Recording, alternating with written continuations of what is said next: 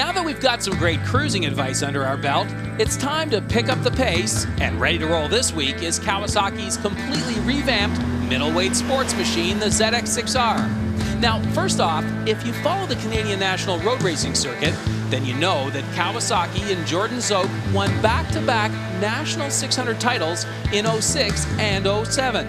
Translation: Kawasaki is serious about winning championships. So serious that when it relaunched the 600 last summer, they told journalists that it was their most track-focused machine ever created. Highlights include a totally redesigned engine with a cassette-type tranny and slipper clutch. Chassis geometry has also been tweaked in an effort to give the 6R more precise and predictable handling, while stopping is now handled in part by dual 300mm semi-floating stainless rotors with radial-mounted 4-piston calipers. Obviously, Jordan Zoke found the new ZX-6R delivered the goods out on the racetrack. But how does it work in the real world? Well, here's what this week's guest tester, riding instructor Aliki Karayan, had to say.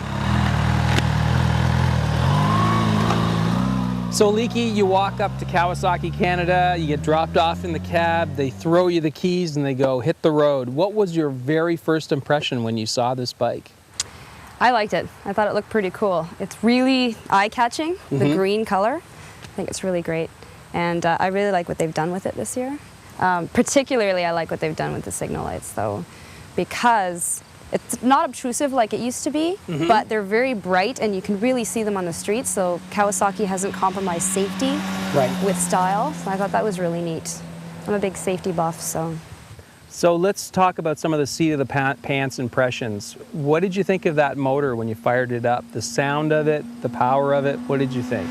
Sounds good, definitely sounds good. I like how smooth it is when you're going. The motor, it really, it's got a lot of torque and it's got a lot of pull. And first gear goes on forever. It's almost impossible to redline this bike. It redlines at like 16,000 RPM. Yeah. And at around 14,000, without looking down, you think that the engine's just going to blow up, but it's not. It keeps going. I think first gear up to about 130 kilometers an hour, and then up to second. Unbelievable. Now, we know it goes quickly. What about stops? Brakes are nice. Yeah, brakes are nice and aggressive on the front brake, and the rear brake isn't too grabby as well, so you can use do a lot of slow speed techniques with this sort of bike with the rear brake. Right. I think the brakes were quite progressive and predictable as well. It didn't grab too quickly when you applied the brakes, and so you could use whatever your judgment is in terms of braking, and the more you grab, the more braking you get out of it. So. Okay. Now, you've got fairly small hands. You're 5'3", right?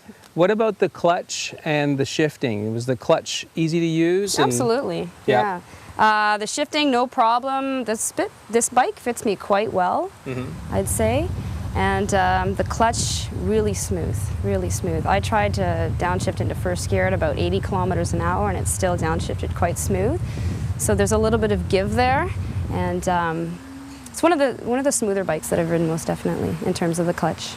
How did you find the cockpit layout, the controls, the mirrors? I was pleased with the controls. They have some really neat stuff over here. If you look, you can actually see, let's see, right over here is an actual lap timer. So you can actually choose, if you're going around a corner, you can actually time yourself, which is really neat for those guys on the track.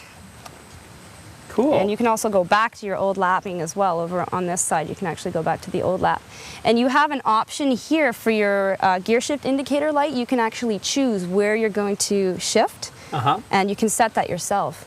So I have it set at about 14,000 RPM, but it's very hard to rev the bike up that high on the streets. So I haven't really seen the light off. And you also have the option of having the light flashing, blinking, or just have it on. So you have a lot of neat options here to choose from in terms of the instrument panel. So I was pretty pleased with that. What didn't you like about the bike? Was there anything that you were sort of disappointed? It was a little bit heavier than some of the sport bikes that I've ridden. And again, I think the seat was a little bit stiff. So I found when I was riding on the highway for long periods of time, I was adjusting myself over and over again just to get a comfortable position. So it took a little bit of time for me to get used to or get a good position on the bike, but when I did, it was all right.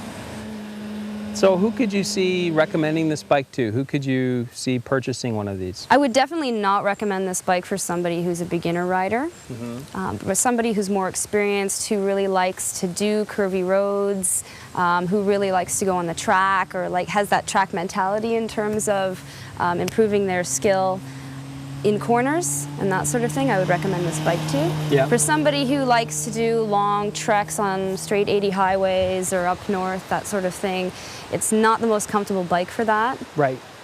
Okay. So did you have fun? I had a great time.